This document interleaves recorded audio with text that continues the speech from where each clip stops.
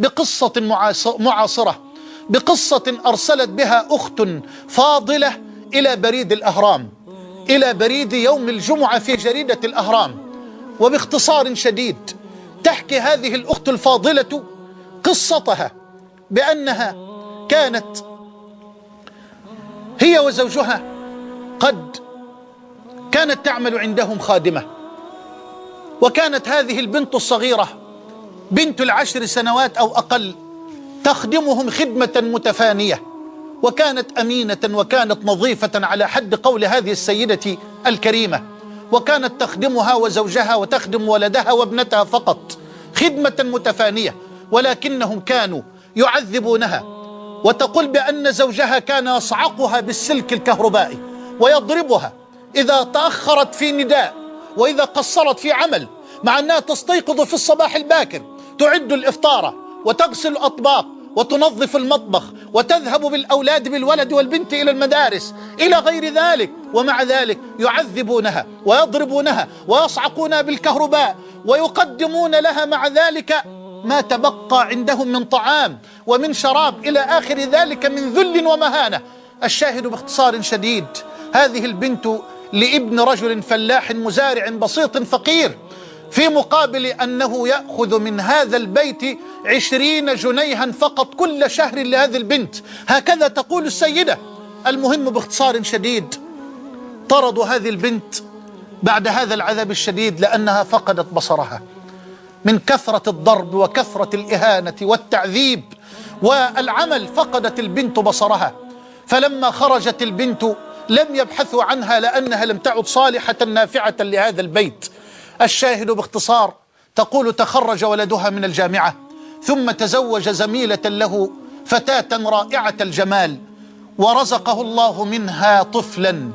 تقول وكانت الصدمة العنيفة الشديدة علينا أن الطفل كان أعمى فاقد البصر،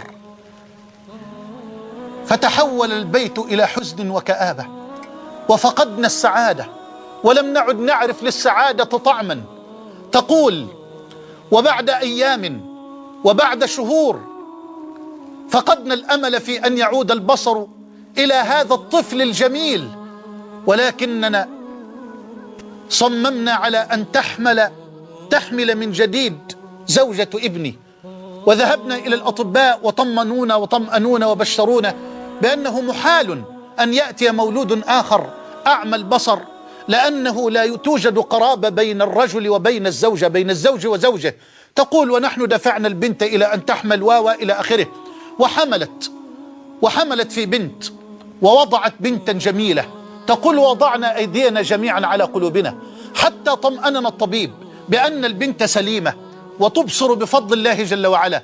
تقول وكانت الفجيعة ووقعت المأساة مرة أخرى، فبعد 7 أشهر نظرنا إلى الطفلة الجميلة فوجدناها تركز بصرها في اتجاه واحد، فوضعنا أيدينا على قلوبنا وذهبنا بها إلى الطبيب مرة أخرى، وكانت المصيبة وكانت الصدمة مرة ثانية أن أخبرنا الطبيب بأنها فقدت هي الأخرى بصرها. فأصيب الزوج الوالد الجد الذي طالما عذب الفتاة الصغيرة العمياء حتى فقدت بصرها، ولا حول ولا قوة إلا بالله. قالت فأصيب بحالة نفسية قاتلة ونقل إلى مستشفى نفسية وإلى مصحة نفسية، ولا حول ولا قوة إلا بالله. تقول وصرخ ولدي وسقط ولدي طريح الفراش لهول هذه الصدمة الكبرى، وأصيبت زوجته أيضا بحالة نفسية قاتلة. تقول وملأ الهم قلبي، بل وخيم الهم على بيتنا ولم نعد نعرف للسعادة طعمه. تقول وأنا أجلس في لحظة من اللحظات تذكرت الفتاة التي أفقدناها بصرها لشدة الصعق الكهربائي ولشدة الضرب والتعذيب والألم. تذكرنا هذه الفتاة. قالت فخرجت أبحث عنها في كل الطرق وفي كل البيوت وفي الشوارع، وأسأل هنا وهناك وهنالك حتى وصلت إليها، فذهبت إليها وقلت لها تعالي. قالت فكانت البنت أشد أصلا منا ولم تنسى العشرة، مع أننا أهناها وعذبناها وأذللناها تقول فجاءت معي وهي في غاية السعادة والفرح، تقول جئت بها أقودها أنا لأنها لا ترى. فلما عادت إلى البيت وسمعت ابنتي صوت هذه الفتاة بكت هي الأخرى وتعلقت بها، وعلمنا جميعا أن ما أصابنا كان جزاء من جنس عملنا. فطلبنا من هذه البنت أن تسامحنا، وقالت: وكنت أخدم بنفسي هذه الفتاة وأخدم طفلي حفيدي ابني ولدي وحفيدتي بنت ولدي، أخدم الثلاثة الذين فقدوا بصرهم.